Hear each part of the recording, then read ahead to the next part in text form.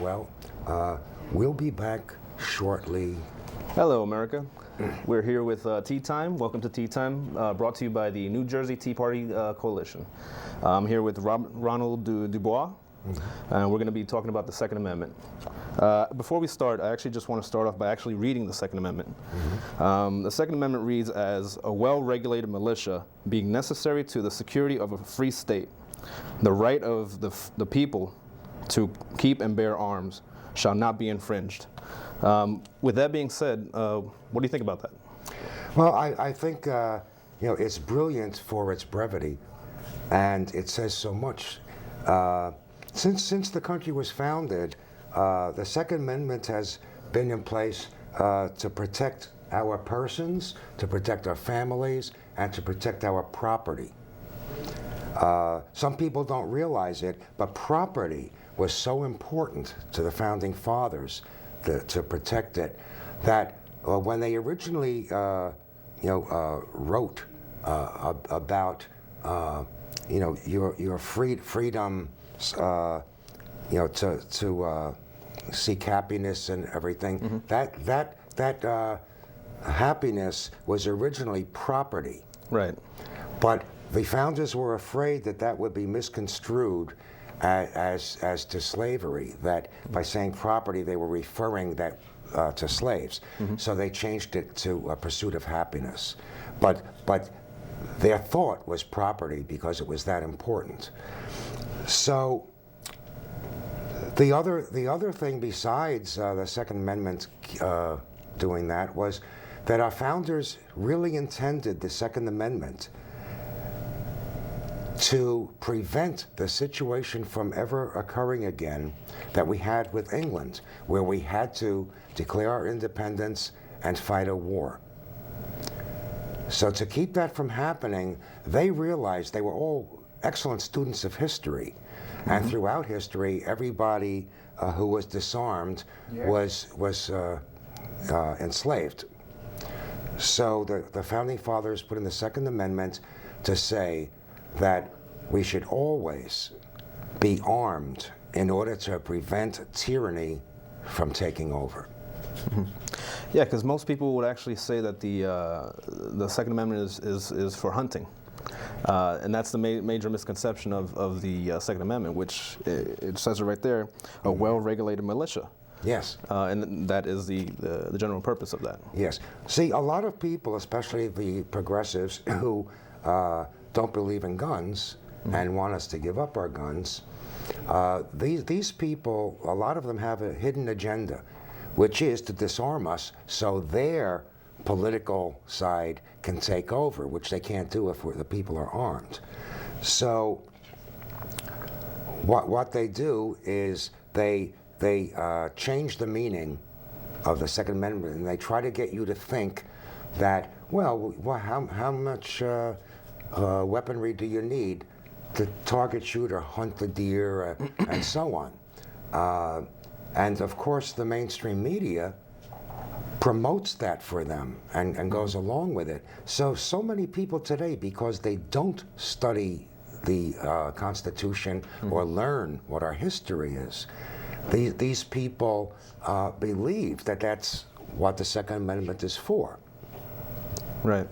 Now, what would you say with how things relate to today, especially with the shooting in Newtown, Connecticut?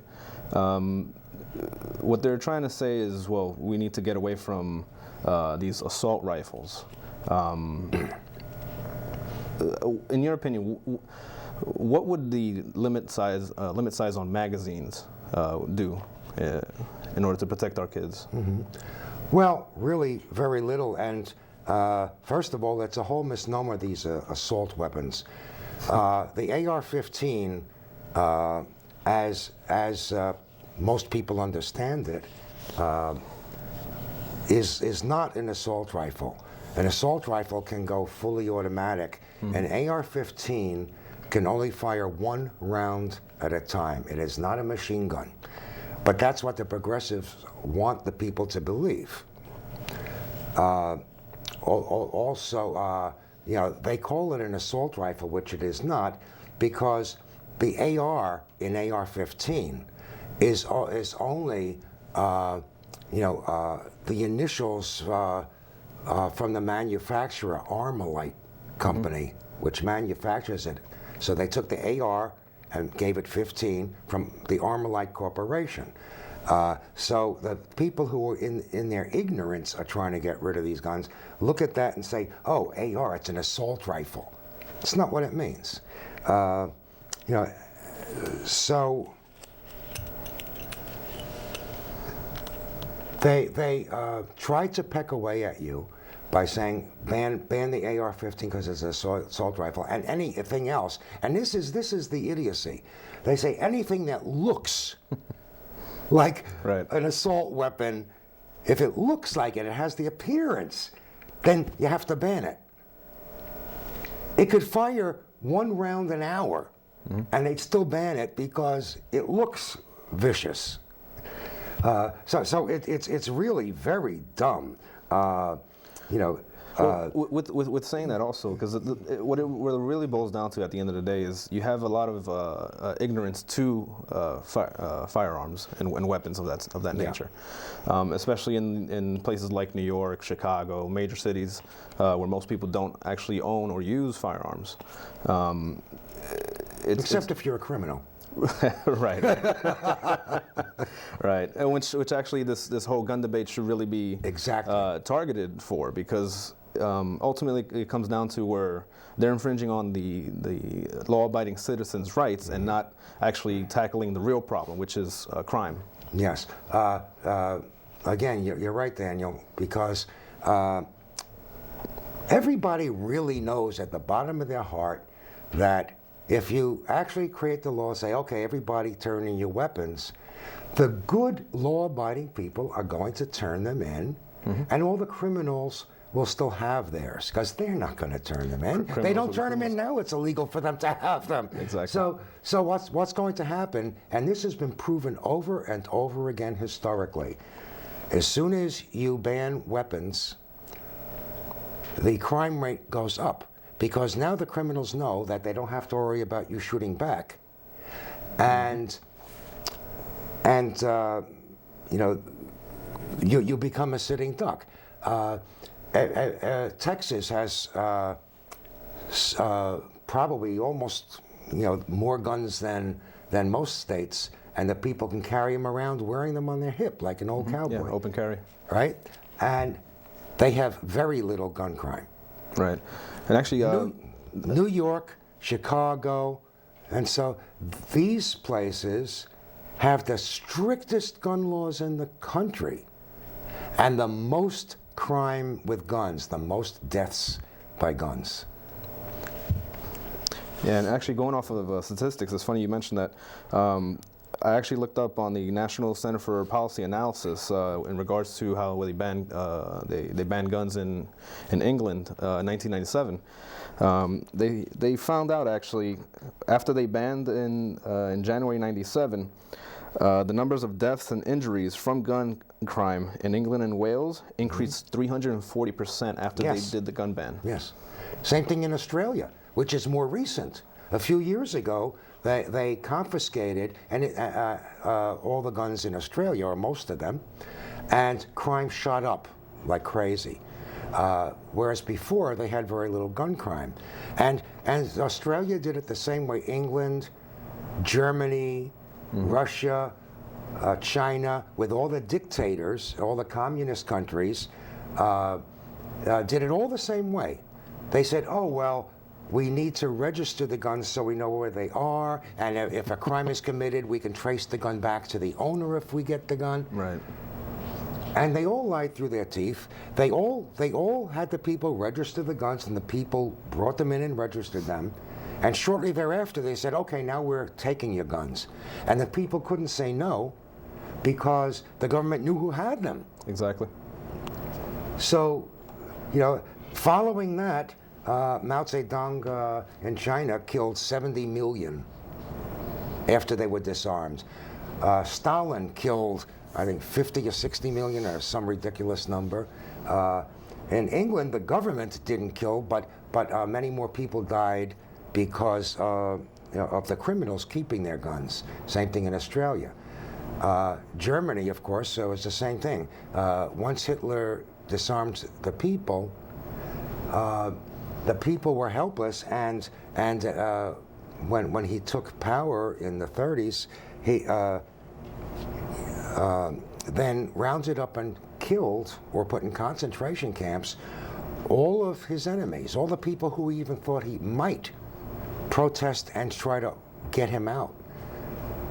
So from there, everybody was so scared that Hitler could do whatever he wanted, and they had no way to fight it. Right. Going off of that, actually, I'm a 29-year-old, born and raised in New York. When I actually have these kind of conversations with my friends or coworkers, sometimes they say, "Oh, well, that'll never happen here. They'll never, it's not about that." What would you say to? Because even if it doesn't go to that extreme, what would you say to people like that?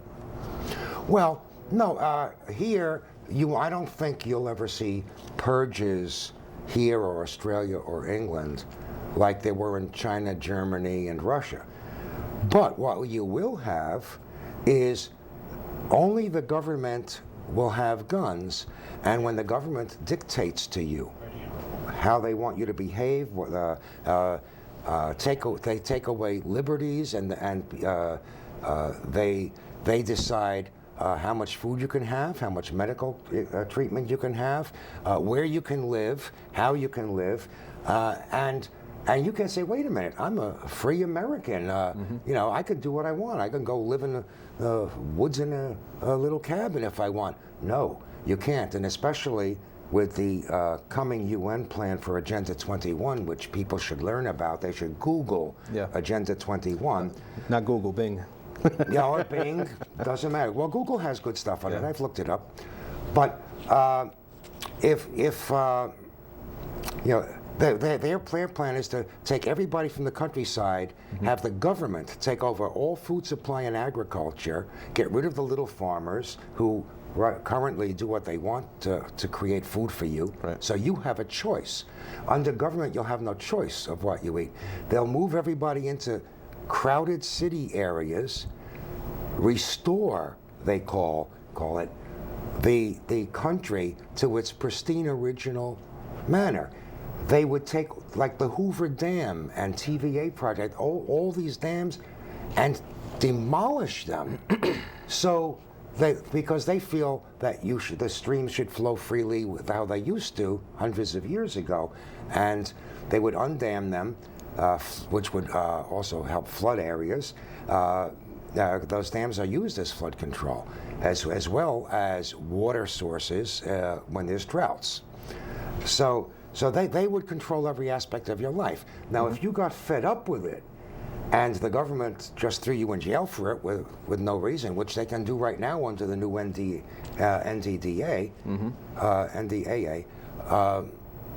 Defense Authorization Act, you would have no recourse, because if you complain, they throw you in jail. That's against the Fourth Amendment. It's against your rights under the Bill of Rights, but they don't care. So if everybody had guns as they do today, most of them, and the government went from push to shove, the people could group and tell the government, no, we're not going to do it. Right. So I mean, ultimately, that's exactly it. It's all about control, and it's a good thing that you touched on the on how they're going to try to get people convicted for certain things in the name of control. And actually, that's actually something I want to talk about after we come back from the break. Well, America, we're up on a break. You can reach us at njtpartycoalition.org to watch this episode and more episodes if you'd like.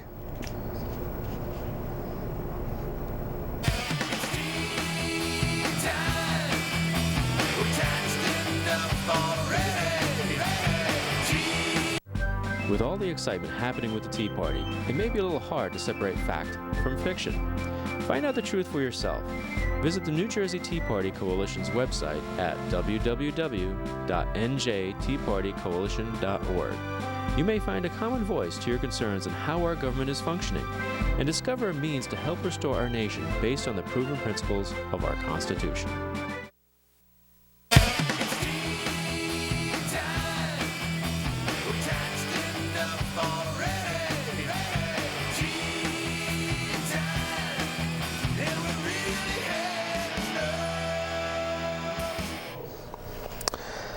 Hello, everybody. Welcome back. We're here with Ronald Dubois, and we're talking about the Second Amendment.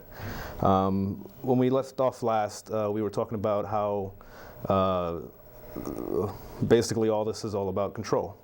Would you like to talk about the medical part of the control? Well, what the government does is they try to control everything. It's not just guns.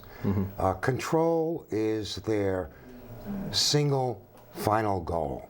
And the way to get control is by disarming the people and then taking away means of production so that everything is done by the government. You know, we're more or less like little babies that the nanny state will take care of. Now, some people are okay with that, but they give up their entire freedom. You know, it's like Benjamin Franklin had said originally, that those who would give up a little safety, a little freedom for safety, will have neither safety nor freedom. You know, because as soon as you say, okay, take care of me, that means you have to accept what they say. So you're lost, you know, and in order to prevent that, I'd like to go back to another part of what the Founding Fathers had said originally about the Second Amendment, where, you know, we know that it's a fallacy to say that it was just to control our guns for hunting and target practice. The Founding Fathers' main purpose, actually, which a lot of people don't know, and of course the left won't admit, is to prevent the government from taking over our lives and usurping our freedoms. And you know, for those who don't know, and for the politicians who pretend that it's not true, I'd like to read a couple of quotes from the Founding Fathers on that. And of course, there were many, many more quotes which I have found, but I'm just going to read 4. Firearms stand next in importance to the Constitution itself. They are the American people's liberty teeth and keystone under independence. Now, that was said by George Washington.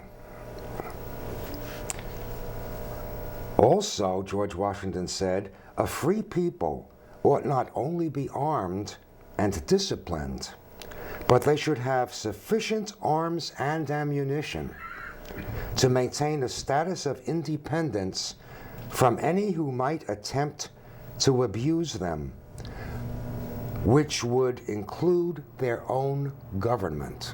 And that last part is actually the part that I love the most about that quote. That would include their own government. Now, these are the Founding Fathers who knew that sooner or later somebody's going to try to usurp the power, and they are doing that now. They have for several decades, actually. The problem is they've finally reached a point now where they're very close to it. But George Mason, who was another Founding Father, a lot of people don't know that George Mason was the one who really insisted on not approving the Constitution, not ratifying it, unless the Bill of Rights went in, to illuminate the rights that were already in the Constitution, but that he was afraid people would ignore. So that's why they created those first 10 amendments, was to even reiterate what was already in the Constitution. And we still have people trying to purposely misconstrue it and lie about what it means. George Mason said, to disarm the people is the best and most effectual way to enslave them. And Noah Webster said, and yes, he did more than just write a dictionary, he was a Founding Father.